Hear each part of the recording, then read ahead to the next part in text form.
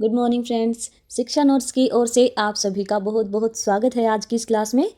और आज हम यहाँ पर करने वाले हैं 22 जनवरी से related daily Haryana current affair के इम्पोर्टेंट क्वेश्चंस। तो चलिए शुरू करते हैं।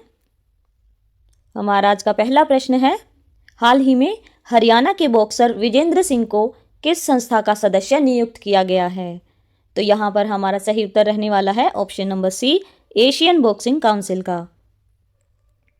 हरियाणा के मुक्केबाज विजेंद्र सिंह को हाल ही में एशियन बॉक्सिंग काउंसिल यानी एबीसी का सदस्य नियुक्त किया गया। उनका जन्म स्थान भिवानी हरियाणा है, जिसे बॉक्सिंग हब भी कहा जाता है।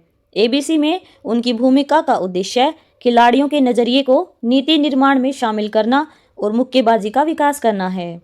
विजेंद्र के अंतर्राष्ट्रीय अनुभव में 2008 बीजिंग ओलंपिक कांस्य पदक शामिल है। उन्होंने 2010 एशियन गेम्स में गोल्ड और कॉमनवेल्थ गेम्स में भी पदक जीते। भिवानी हरियाणा से निकलने वाले मुक्केबाजों ने राज्य को बॉक्सिंग कैपिटल ऑफ इंडिया का नाम दिलाया। चलिए दोस्तों, बढ़ते हैं हमारे अगले प्रश्न की ओर। हमारा अगला प्रश्न है, हाल ही में हरियाणा सरकार ने कुल कितनी राशि कल्याणकारी योजनाओं के तहत जारी की? तो यहाँ पर इस क्वेश्चन का सही उत्तर जो रहेगा वो है ऑप्शन नंबर ए, 858 करोड़ रुपए से अधिक। हाल ही में हरियाणा के मुख्यमंत्री नायब सिंह सैनी ने विभिन्न कल्याणकारी योजनाओं के तहत जो है 858 करोड़ रुपए से अधिक की राशि जारी की है। किसानों के लिए कुल 659 करोड़ रुपए की सहायता 5 कृषि योजनाओं के अंतर्गत दी गई। फसल अवशेष प्रबंधन योजना के तहत पराली न जलाने वाले 5,54,405 किसानों को 461.75 करोड़ रुपए की प्रोत्साहन राशि दी गई। धान की सीधी बिजाई यानी डीएसआर योजना के तहत 31,605 किसानों को 75.54 करोड़ रुपए मिले। मेरा पानी मेरी विरासत योजना के अंतर्गत खरीफ 2025-26 के लिए 15.75 करोड़ रुपए जारी किए गए। भावांतर भरपाई योजना के तहत आलू और गोभी किसानों को 20 करोड़ रुपए की सहायता दी गई। महिला सशक्तिकरण के लिए दीनदयाल लाडो लक्ष्मी योजना की तीसरी किस्त के रूप में 181 करोड़ रुपए जारी किए गए। हर घर हर गृहिणी योजना के तहत 18.56 करोड़ की गैस सिलेंडर रिफिल सब्सिडी दी गई। चलिए दोस्तों, इसके बाद देखते हैं हमारा अगला प्रश्न है, ट्राइडेंट रियलिटी ने हरियाणा के पानीपत में किस नाम से प्रीमियम इंटीग्रेटेड टाउनशिप लॉन्च की है? तो यहाँ पर इसका सही उत्तर रहने वाला है option number C, Trident Park Town. Trident Realty ने पानीपत में ट्राइडेंट पार्क टाउन नाम से प्रीमियम इंटीग्रेटेड टाउनशिप लॉन्च की। यह प्रोजेक्ट सेक्टर 19A और 40 पानीपत में स्थित है। टाउनशिप का कुल क्षेत्रफल लगभग 125 एकड़ है। इस प्रोजेक्ट में करीब 1200 करोड़ रुपए का निवेश जो है वो प्रस्तावित है। यह टाउनशिप मानव जीवन के 7 चक्रों की थीम पर आधारित है। चलिए दोस्तों, बढ़ते हैं हमारे अगले प्रश्न की ओर। प्रश्न है, मूल्य संवर्धित दुग्ध उत्पादों पर 5 दिवसीय प्रशिक्षण कार्यक्रम कहाँ आयोजित किया गया? तो यहाँ पर इसका सही उत्तर रहने वाला है हमारा ऑप्शन नंबर डी, लूवास हिसार में। हरियाणा स्थित लाला लाजपत राय पशु चिकित्सा एवं पशु विज्ञान विश्वविद्यालय यानी हम शॉर्ट में कहेंगे लूवास में 5 दिवसीय प्रशिक्षण कार्यक्रम जो है वो आयोजित किया गया। यह प्रशिक्षण मूल्य संवर्धित दुग्ध उत्पादन यानी वैल्यू एडेड डेयरी प्रोडक्ट्स विषय पर आधारित था। कार्यक्रम का मुख्य उद्देश्य डेयरी क्षेत्र में उद्यमिता, इंटरप्रेन्योरशिप को बढ़ावा देना और किसानों को आत्मनिर्भर बनाना है। प्रशिक्षण में पनीर, घी, मावा जैसे उत्पादों के वैज्ञानिक निर्माण की जानकारी दी जा रही है। किसानों को गुणवत्ता नियंत्रण, स्वच्छता, पैकेजिंग और मार्केटिंग का प्रशिक्षण दिया जाएगा। चलिए दोस्तों, बढ़ते हैं अगले प्रश्न की ओर। हमारा अगला प्रश्न है, हाल ही में जीजेयू के 36 एनएसएस स्वयंसेवकों का दल किस राज्य के लिए रवाना हुआ है? तो यहाँ पर इस सवाल का सही उत्तर रहने वाला है ऑप्शन नंबर ए, केरल की तरफ। गुरु जम्भेश्वर विश्वविद्यालय की राष्ट्रीय सेवा योजना यानी एनएसएस इकाई ने एक महत्वपूर्ण उपलब्धि हासिल की है। विश्वविद्यालय के 36 एनएसएस स्वयंसेवकों का दल अंतर्राज्यीय कार्यक्रम के लिए केरल रवाना हुआ है। यह कार्यक्रम एक भारत श्रेष्ठ भारत पहल के तहत आयोजित किया गया है। यात्रा का उद्देश्य राष्ट्रीय एकता, सामाजिक सेवा और सांस्कृतिक आदान प्रदान को बढ़ावा देना है। चलिए बढ़ते हैं हमारे अगले प्रश्न की ओर। प्रश्न है, हरियाणा पुलिस का डिजिटल स्ट्राइक कब शुरू हुआ था? तो इस क्वेश्चन का यहाँ पर सही उत्तर होगा ऑप्शन नंबर बी, 12 जनवरी 2026 से। अभियान का नाम और तारीख है हरियाणा पुलिस का डिजिटल स्ट्राइक। यह 12 जनवरी 2026 से शुरू हुआ। लक्ष्य की हम बात करें तो आपत्तिजनक कंटेंट यानी ऑब्जेक्शनेबल कंटेंट, समाज में नफरत, धर्म विरोधी या राष्ट्र विरोधी पोस्ट और वीडियो, फर्जी ट्रेंडिंग ऐप्स, उच्च मुनाफे का लालच देकर निवेशकों को ठगने वाले ऐप। आंकड़े की बात करें तो सोशल मीडिया लिंक कुल 1018 लिंक रिपोर्ट किए गए। उनमें से 583 लिंक हटाए जा चुके हैं और 435 लिंक रिव्यू में हैं। फर्जी ट्रेंडिंग ऐप्स की बात करें तो 28 ऐप्स पहचाने गए हैं, जिसमें से 14 ऐप्स को प्ले स्टोर और इंटरनेट से हटा दिया गया है। कानूनी कार्यवाही की बात करें तो मिटी यानी इलेक्ट्रॉनिक्स एंड आईटी मिनिस्ट्री के सहयोग से कार्यवाही होगी। सोशल मीडिया कंपनी को आईटी एक्ट धारा 79(3)(b) के तहत नोटिस। चलिए इसके बाद देखते हैं हमारा अगला प्रश्न। प्रश्न है दोस्तों, हाल ही में फूड इंडिया एक्सपो 2026 का आयोजन जो है वो कहाँ हुआ है? तो इसका यहाँ पर सही उत्तर रहने वाला है हमारा option number D, Karnal Haryana में। फूड इंडिया एक्सपो 2026 का आयोजन जो है वो करनाल हरियाणा में हुआ। इसका आयोजन नई अनाज मंडी जीटी रोड करनाल में हुआ। यह 16 से 18 जनवरी 2026 3 दिवसीय मेला है। इसका उद्घाटन जो है वो 17 जनवरी 2026 को मेयर रेणु बाला गुप्ता द्वारा किया गया। एक्सपो का मुख्य उद्देश्य चावल मिलों और अनाज प्रसंस्करण में नई तकनीक प्रदर्शित करना। तकनीक में शामिल आधुनिक मशीनरी, पैकेजिंग तकनीक और सोलर टेक्नोलॉजी। यह B2B यानी बिजनेस टू बिजनेस इवेंट था, जिसमें देश विदेश की कंपनियों ने हिस्सा लिया। चलिए दोस्तों देखते हैं हमारा अगला प्रश्न। हमारा अगला प्रश्न है, हाल ही में हुई हरियाणा ब्रिटिश कोलंबिया बैठक का मुख्य उद्देश्य क्या था? तो यहाँ पर इसका सही उत्तर रहने वाला है हमारा ऑप्शन नंबर सी, आर्थिक, औद्योगिक और तकनीकी सहयोग बढ़ाना। हाल ही में हरियाणा के मुख्यमंत्री नायब सिंह सैनी और कनाडा के ब्रिटिश कोलंबिया प्रांत के प्रीमियर डेविड एबी के बीच उच्च स्तरीय बैठक चंडीगढ़ में आयोजित हुई। बैठक में आर्थिक, औद्योगिक और तकनीकी सहयोग बढ़ाने पर सहमति बनी। हरियाणा अपने औद्योगिक प्रदूषण को कम करने के लिए ब्रिटिश कोलंबिया की क्लीन टेक्नोलॉजी अपनाने पर जोर दे रहा है। कृषि और फूड प्रोसेसिंग में कोल्ड चेन इंफ्रास्ट्रक्चर और वैल्यू एडेड एग्रीकल्चर को बढ़ावा देने पर सहमति बनी। हरियाणा के कृषि व प्रोसेस्ड फूड उत्पादों के कनाडा निर्यात को बढ़ाने की योजना बनाई गई। हरियाणा और कनाडा के बीच वर्तमान व्यापार लगभग 280 मिलियन अमेरिकी डॉलर है। चलिए दोस्तों देखते हैं अगला प्रश्न।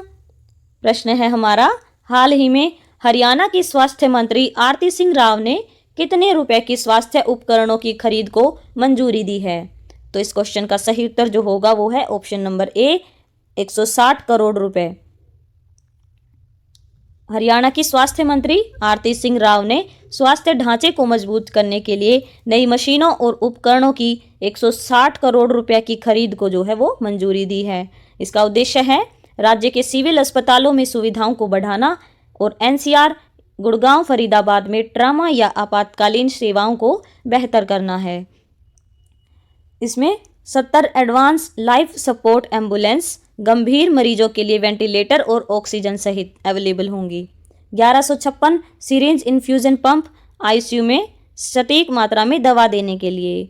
40 ट्रूनेट मशीनें टीबी जांच के लिए लगभग 1 घंटे में रिपोर्ट तैयार। 6 ऑटोमेटेड हाई थ्रूपुट NAAT मशीनें पैथो डिटेक्ट वायरस और बैक्टीरिया की सूक्ष्म स्तर पर जांच के लिए। 36 ऑटोमेटिक हीमेटोलॉजी एनालाइजर CBC और ब्लड टेस्ट के लिए। 24 C-आर्म मशीनें ऑपरेशन थिएटर में हड्डियों की रियल टाइम एक्सरे के लिए। डिजिटल रेडियोग्राफी सिस्टम NCR और अन्य जिलों में एक्सरे को डिजिटल बनाने के लिए। 26 ऑर्थोपेडिक बैटरी ड्रिल्स बिना तार वाली हड्डी ऑपरेशन ड्रिल, 28 ऑटो रिफ्रैक्टोमीटर आंखों का नंबर जांचने के लिए और 100 इलेक्ट्रो हाइड्रोलिक ऑपरेशन टेबल आधुनिक रिमोट से मोड़ने योग्य। तो चलिए दोस्तों, इसके बाद देखते हैं हमारा आज का अगला प्रश्न। प्रश्न है, हाल ही में HERC Haryana electricity regulatory commission की 33वीं सेक यानी स्टेट एडवाइजरी कमेटी बैठक जो है वो कहाँ आयोजित होगी? तो इसका सही उत्तर जो होगा ऑप्शन नंबर बी, पंचकुला में। हरियाणा विद्युत विनियामक आयोग यानी HERC की 33वीं राज्य सलाहकार समिति की बैठक 22 जनवरी को आयोजित होगी। इसका स्थान रहेगा आयोग का कॉन्फ्रेंस रूम पंचकुला में। बैठक की अध्यक्षता श्री नंदलाल शर्मा चेयरमैन HERC करेंगे। बैठक का मुख्य उद्देश्य हरियाणा की पावर यूटिलिटीज को राष्ट्रीय और वैश्विक स्तर पर पहचान दिलाना।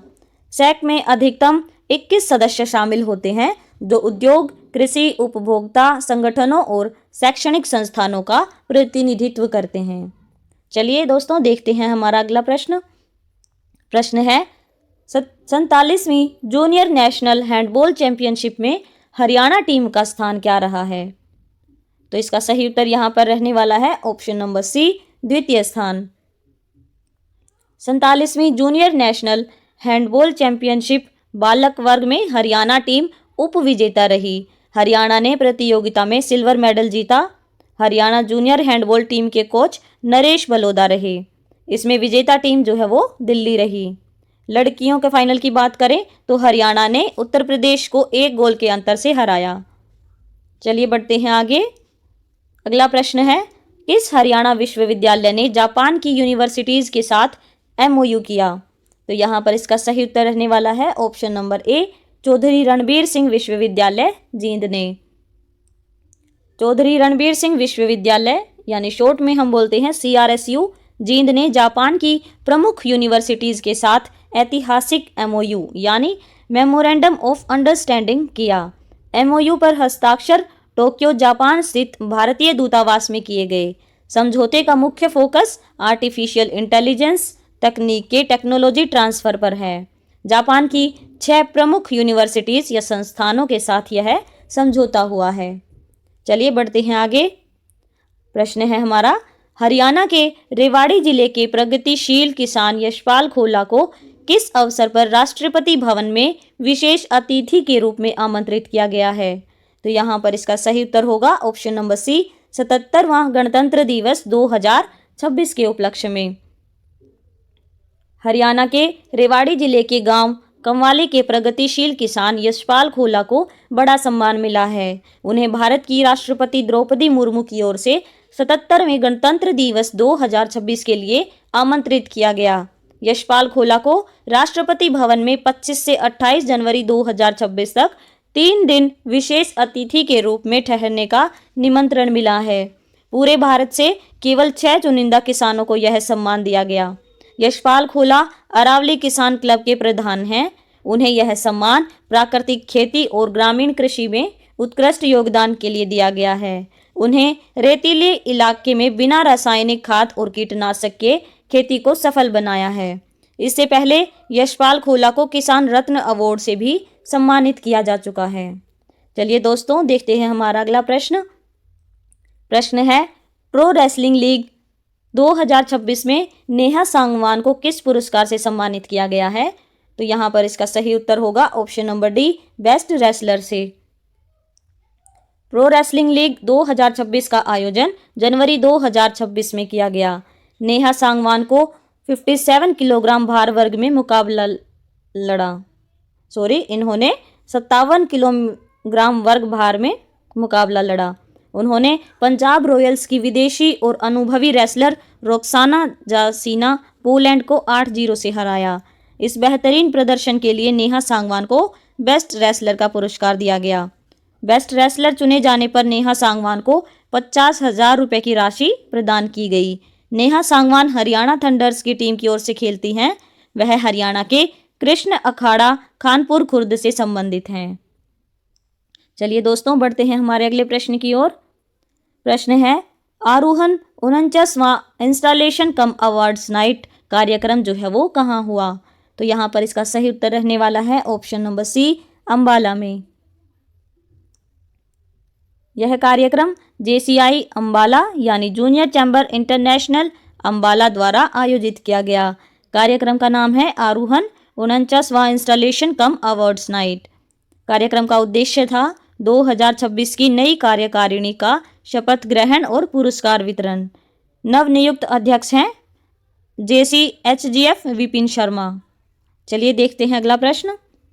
प्रश्न है, हरियाणा में वित्तीय वर्ष 2026-27 में कितनी लंबी मॉडल सड़कें बनाई जाएंगी? तो यहाँ पर इसका सही उत्तर रहने वाला है ऑप्शन नंबर ए, 110 किलोमीटर। हिसार में हरियाणा PWD मंत्री रणबीर गंगवा ने मॉडल सड़कें बनाने की घोषणा की। वित्तीय वर्ष 2026-27 में राज्य में 110 किलोमीटर लंबी मॉडल सड़कें बनाई जाएंगी। पिछली तुलना 2025-26 में केवल 50 किलोमीटर सड़कें बनाई गई थी। राज्य में 251 खतरनाक ब्लैक स्पॉट्स को 31 मार्च 2026 तक सुरक्षित किया जाएगा। सड़कों का चौड़ीकरण तो 12 फीट चौड़ी सड़कों को 18 फीट किया जाएगा। यह चौड़ीकरण प्रादेशिक सड़क उत्थान परियोजना के तहत 2027 तक पूरा किया जाएगा। चलिए देखते हैं हमारा अगला प्रश्न। प्रश्न है, हरियाणा युवा संवाद का दूसरा चरण कहाँ आयोजित हुआ? तो इसका सही उत्तर है ऑप्शन नंबर सी, चंडीगढ़ में। कार्यक्रम का नाम है हरियाणा युवा संवाद। इसका यह दूसरा संस्करण है। आयोजन स्थल रहा हरियाणा विधानसभा चंडीगढ़ में। आयोजन की तिथि 16 से 17 जनवरी 2026 शुक्रवार और शनिवार को। आयोजक हैं राजधानी युवा संसद संस्था और हरियाणा विधानसभा के संयुक्त तत्वाधान में। मुख्य अतिथि और मार्गदर्शक हरविंदर कल्याण, स्पीकर हरियाणा विधानसभा। प्रतिभागी की बात करें तो देश के 13 राज्यों से लगभग 65 युवा। इसका विषय रहा एक राष्ट्र एक विधायिका। चलिए देखते हैं अगला प्रश्न। प्रश्न है दोस्तों, राष्ट्रीय सब जूनियर खो खो प्रतियोगिता 2026 में हरियाणा की लड़कियों की टीम ने कौन सा पदक जीता है? तो यहाँ पर इसका सही उत्तर है ऑप्शन नंबर बी, कांस्य पदक। राष्ट्रीय सब जूनियर खो खो प्रतियोगिता 2026 10 से 14 जनवरी को सूरत, गुजरात में आयोजित हुई।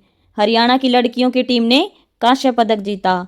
पानीपत के मनाना गांव की नजमा को बेस्ट डिफेंडर का पुरस्कार मिला।